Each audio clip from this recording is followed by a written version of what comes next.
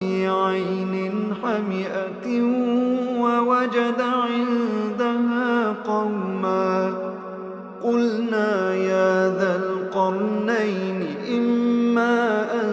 تعذب وإما أن تتخذ فيهم حسنا